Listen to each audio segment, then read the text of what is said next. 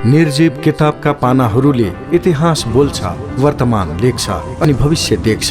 खोज्नेहरूले तिनै किताबभित्र आफूलाई भुल्छ, संसार डुल्छ अनि आकाश छुन्छ। ओहो, त्यसैले हामी भन्छौँ किताब बोल्छ।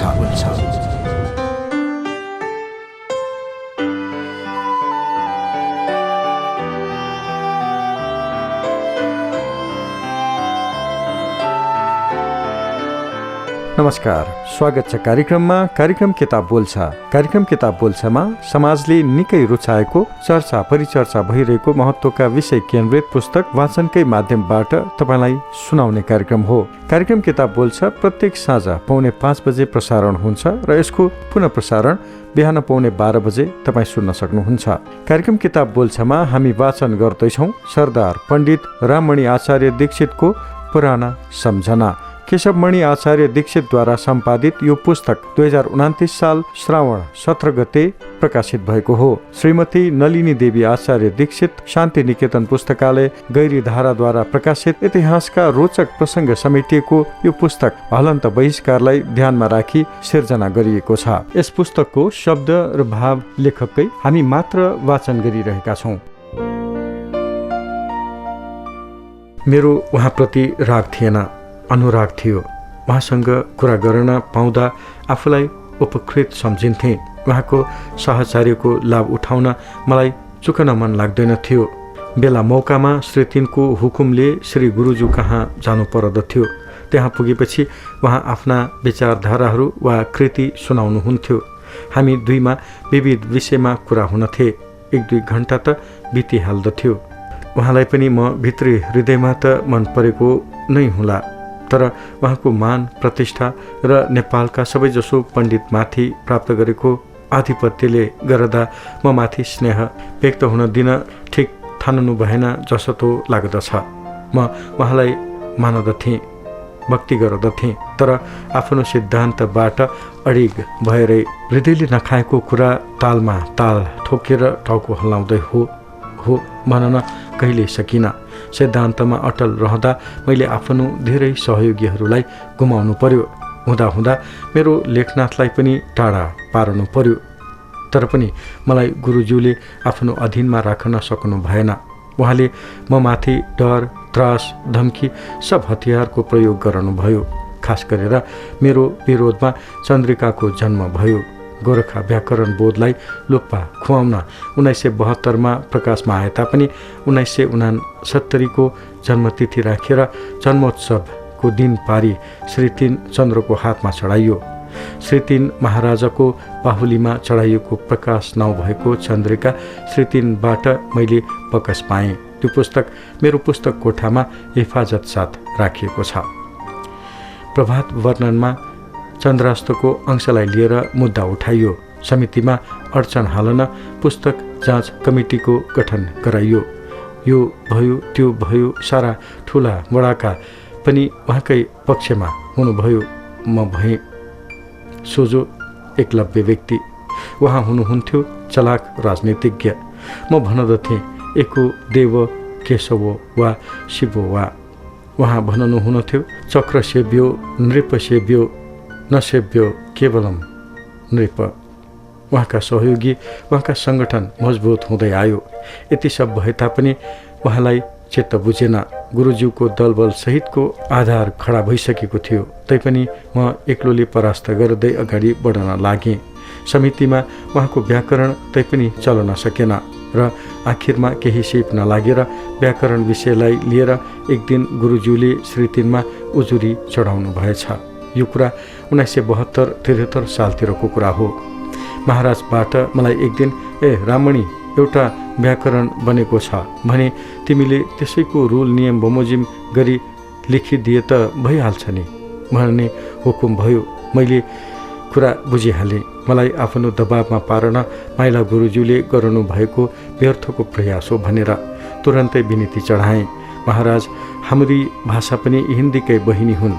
हिन्दी बमोजिम चल्दा धेरै कुरालाई हामीलाई मद्दत हुन सक्दछ। उहाँहरू ढुकुटीलाई ढुकुची र रिकापीलाई रिपाकी भन्नुहुनेछ। शुद्ध र हाम्रो प्रचलन रूप रिकापी नै हो। हलन्त गर्नु पनि त्यत्तिकै निरर्थक छ। हाम्रा नपढेका व्यक्ति, नेवार र पर्वते कारिनदाले चलाएको यो हलन्ते स्थिति हो। यसलाई सुधारी हिन्दी सरह, सरल, सुबोध र सुकर बनाउने मेरो ध्येय छ। यो हलन्त गर्ने कामलाई श्लोकमा लेखन कुराले पनि मद्दत गरिरहेको छ। तसर्थ मैले भाषा सुधारियोस् भनी समितिमा गद्यमा पुस्तक लेखिरहेको छु। प्रोजमा लेख्दा हलन्तको दरकारै छैन। व्याकरण बनेको छ भन्ने कुरालाई पनि भोलि अर्को व्याकरण बनाउन सक्दछु। संस्कृत व्याकरण 25औं बनिरहेका छन्। जति भाषा सुधारिन छ उति व्याकरण पनि थपिँदै जाने गर्दछ भनी यो चलन चलाएको हुँ। जो हुकुम हुन छ उही गर्दछु भनी विनती गरे। चलाक विवेकी चन्द्रले मेरो आशय र भाषाको स्थिति बुझिहाल्नुभयो। भाषामा कसैको ठोकुवा पनि कामयाब रहँदैन भन्ने उहाँलाई भइहाल्यो र भइगो जेसुकै गर मलाई वास्ता छैन भनेर हुकुम भई मलाई आफ्नो सिद्धान्त कायम राख्न प्रेरणा बक्सेको हो। पछि त भाषण पनि मनै तयार गर्न लागे। शिलापत्र मबाटै तयार गराई बक्सन्थ्यो। आफ्नो जीवनी श्री माइला गुरुज्यूको टालमटोल गर्नु भएकोले मबाटै लेखाइ बक्सियो। यी सबै कुराले म झन अगाडि बढ्न लागे। म मेरो गुरु नीलकण्ठ न्यौपानेको आशीर्वादलाई सार्थक गर्दै अघि बढ्न लागे। श्री माइला गुरुज्यूको गुणको भोको अझ पनि म छँदैछु। देखेका र जानेका उहाँका अवगुणलाई सकभर आफूमा समावेश हुन मैले दिइनँ। मणिकोशको शब्द सङ्ग्रह गर्ने ठुलो पुरानो कापीको एउटा ठाउँमा माइला गुरुज्यूको गुण अवगुणलाई मैले यसरी उल्लेख गरेको रहेछु।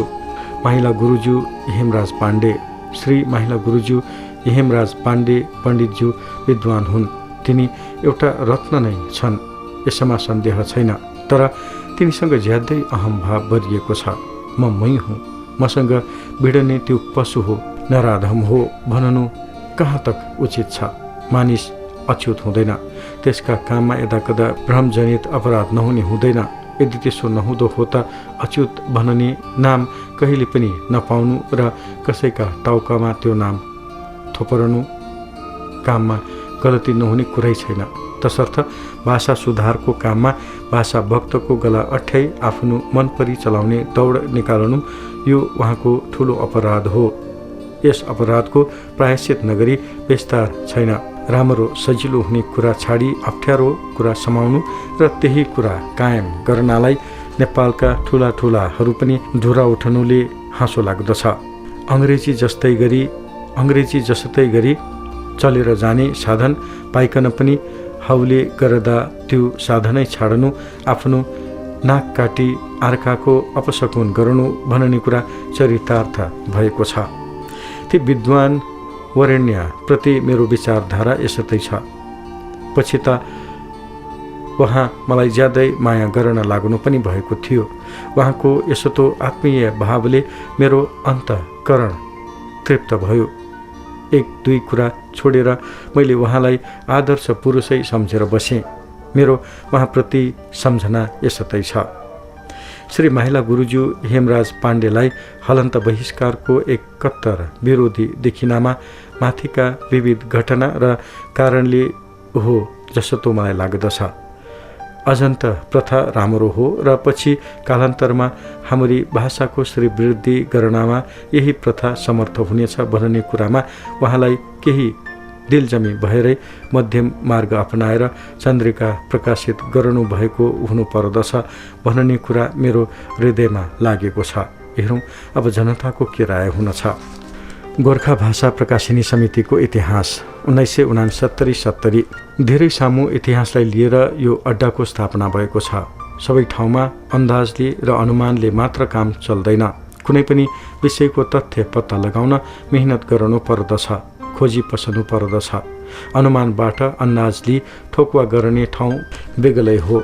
यसतो विषयमा त्यो पनि विद्वानहरूबाटै नाना थरी कुरा अजमाएर गरेको सुन्दा मलाई एकैपटक दिगदारी र हाँसो उठेको थियो। यो विषयलाई यहीँ छाड्नु ठिक थिएन। आज मौका पर्न आयो। गोर्खा भाषा प्रकाशिनी समितिको यावत विषयलाई पुरा भूमिका सहित यहाँ प्रस्तुत गर्दछु। श्री चिफ साहेब कहाँबाट बेजेती खाएपछि दरबार छाडेर म प्रभाकरीको काम सम्हाल्न बनारस पुगेको थिएँ भन्ने विषयलाई श्री चिफ भीम कहाँ म भन्ने शीर्षकमा लेख्नेछु।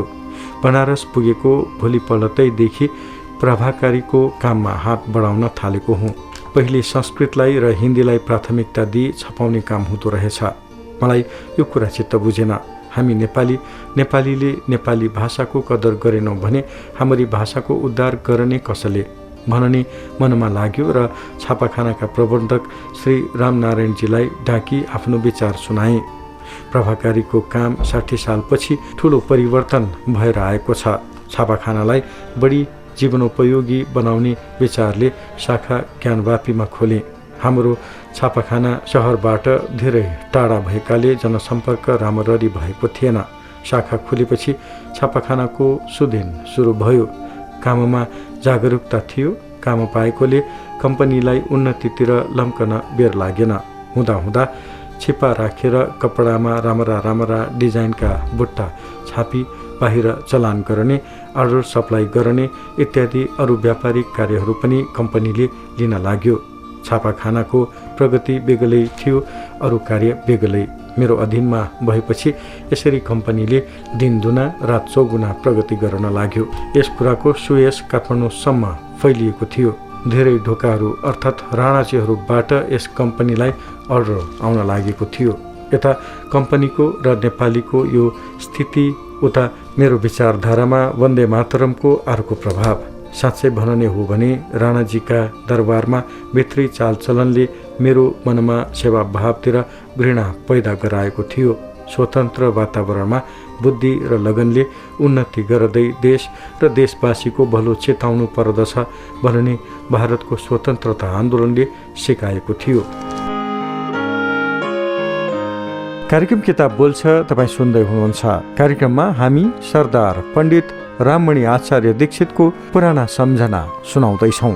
केशवमणि आचार्य दीक्षितद्वारा सम्पादित यो पुस्तक श्रीमती नलिनी देवी आचार्य दीक्षित शान्ति निकेतन पुस्तकालय गैरीधाराद्वारा प्रकाशित पुस्तक हो। 2029 साल श्रावण 17 गते प्रकाशित यस पुस्तकमा इतिहासका रोचक प्रसङ्ग समेटिएको छ। यस पुस्तकको अर्को अंश सुनाउन भोलि यसै समय उपस्थित हुनेछु। आजको लागि भने कार्यक्रमबाट प्राविधिक सहकर्मी रेहान महर्जनलाई धन्यवाद दिँदै म सुरजवीर वज्राचार्य छुट्टिन्छु। नमस्कार।